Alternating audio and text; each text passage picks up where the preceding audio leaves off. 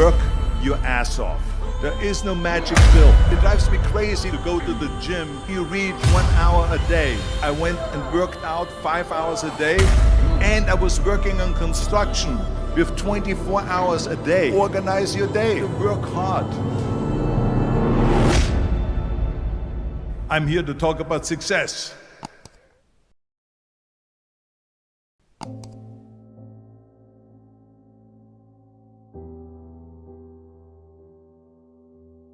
I went to college. I went and worked out 5 hours a day, and I was working on construction because in those days in bodybuilding there was no money. I didn't have the money for food supplements or anything, so I had to go to work.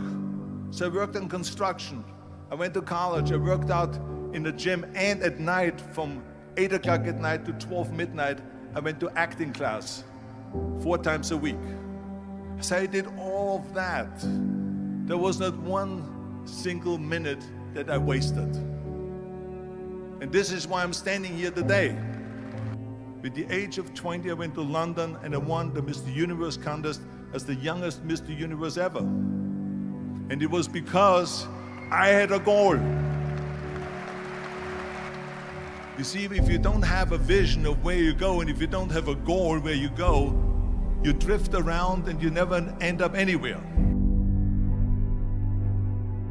74% hate their job in America.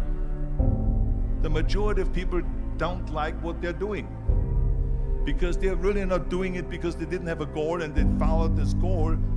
They just aimlessly drift around, and then all of a sudden there's a job opening, so they get that job because you have to work. But then when you work, it's a chore. It's work.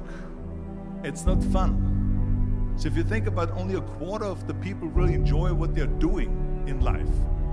So people always ask me, when they saw me in the gym in the pumping iron days, they say, why is it that you're working out so hard? 5 hours a day, 6 hours a day, and you have always a smile on your face. The others are working out just as hard as you do, and they look sour in the face. Why is that? And I told people all the time, I said, because to me, I'm shooting for a goal. In front of me is the Mr. Universe title. So every rep that I do gets me closer to accomplishing that goal, to make this goal, this vision, turn into reality. Every single set that I do, every repetition, every weight that I lift will get me a step closer to turn this goal into reality. So I couldn't wait to do another 500-pound squat. I couldn't wait to do another 500-pound bench press. I couldn't wait to do another 2,000 reps of sit-ups. I couldn't wait for the next exercise. So let me tell you something, visualizing your goal and going after it makes it fun. You got to have a purpose no matter what you do in life. You got to have a purpose. And Muhammad Ali worked his butt off, and I saw it firsthand. And I remember that there was a sports writer that was there in the gym when he was working out and he was doing sit-ups. And they asked him, how many sit-ups do you do? And he said, I don't start counting until it hurts. Now think about that. He doesn't start counting his sit-ups until he feels pain. That's when he starts counting. That is working hard. And so you can't get around the hard work. It doesn't matter who it is. Work your ass off. There is no magic pill. There is no magic out there. You cannot get around. You have to work and work and work. Make sure of this and make sure of that and all that stuff. So it's work. And it drives me crazy when people say that they don't have enough time to go to the gym for 45 minutes a day and work out. Or to do something for 45 minutes to an hour a day to improve. If it is physically improve or if it is mentally to improve. Imagine you read 1 hour a day about history. How much you will learn after 365 hours in 1 year. Think about if you study about the history of musicians, of composers, how much you would know. Imagine if you would work on the business, on some business that you want to develop every day for an hour. Imagine how further along you will go and get. So it drives me nuts because when people say we don't have the time, we have 24 hours a day. We sleep 6 hours a day, so that gives you still 18 hours. So there's someone shaking their head out here in front. They say probably, I don't sleep 6 hours, I sleep 8 hours, right? Or just sleep faster. So we have 18 hours a day. The average person works around 8 to 10 hours. So let's assume it's 10 hours, so we have 8 hours left. Then you travel around an hour a day, maybe 2 hours a day. So now you have still 6 hours left. So what do you do with these 6 hours? What do you do with these 6 hours? Then we eat a little bit, then we schmooze a little bit, talk a little bit to people and all that stuff. But you can see how much time there is available if you organize your day. So you got to work hard. I hate plan B.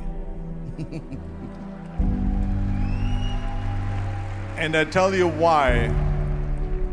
Because we have so many doubters, as I've said earlier, the no-sayers. We have so many of those people that say no and you can't do it, that's impossible. That is okay because we just turn off, as I said earlier, and we listen and we hear the no being a yes. You can't do it, you can do it, and all of that. So that is possible to do that amongst all the negative people around you. But when you start doubting yourself, that's very dangerous. Because now what you're basically saying is that if my plan doesn't work, I have a fallback plan, I have a plan B.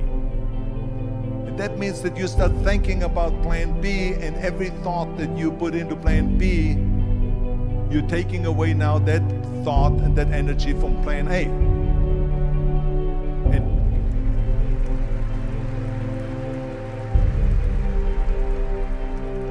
And it's very important to understand that we function better if there is no safety net, because plan B becomes a safety net. It says that if I fail, then I fall and I get picked up and I have something else there that will protect me. And that's not good, because people perform better when there's no safety net. People perform better in sports and everything else if you don't have a plan B. I'm telling you, I've never ever had a plan B. I made a full commitment that I'm gonna go and be a bodybuilding champion. I made a full commitment that I'm gonna be in America. I made a full commitment that I'm gonna get in the show business and I'm going to be a leading man. No matter what it takes, I will do the work. I will do the work over and over and over until I get it. And the same was in politics and everything like that. So to me, it is very dangerous to have a plan B, because you're cutting yourself off from the chance of really succeeding. And the reason, one of the main reasons why people want to have a plan B is because they are worried about failing. What is if I fail, then I don't have anything else? Well, let me tell you something, don't be afraid of failing, because there's nothing wrong with failing. You have to fail in order to climb that ladder. There's no one that doesn't fail. Michael Jordan said in one of his interviews, when they said, "You're unbelievable, you're the greatest basketball player of all times." I mean, tell me about that. And he says, well, you're just mentioning the successes. But he says, for me to become the greatest basketball player, I missed 9,000 shots when I was playing basketball at the NBA games. So during these games that he was so successful, he missed 9,000 shots. Does it make him a failure? No. He's one of the greatest basketball players of all times, but he failed 9,000 times. Do you get it? We all fail. It's okay.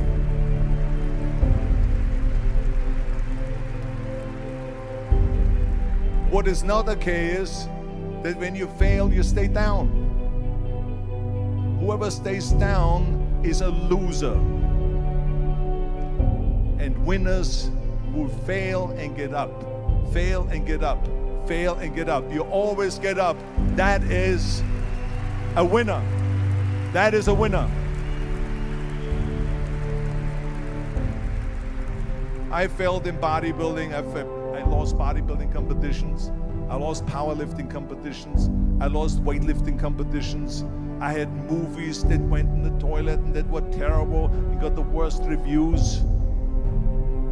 And in politics, I remember I had many of the initiatives on the ballot, and we lost. My approval rating in California went down to 28%. And then it went back up again, and they won again the governorship. Hey, we all lose. We all have losses. This is okay. And this is why I say don't be worried about losing, because when you're afraid of losing, then you get frozen. You get stiff. You're not relaxed. You got to be, in order to perform well in anything, if it's in boxing or if it is on your job or with your thinking, is only happening when you relax. So relax. It's okay to fail. Let's just go all out and give it everything that you got. That's what it is all about. So don't be afraid to fail.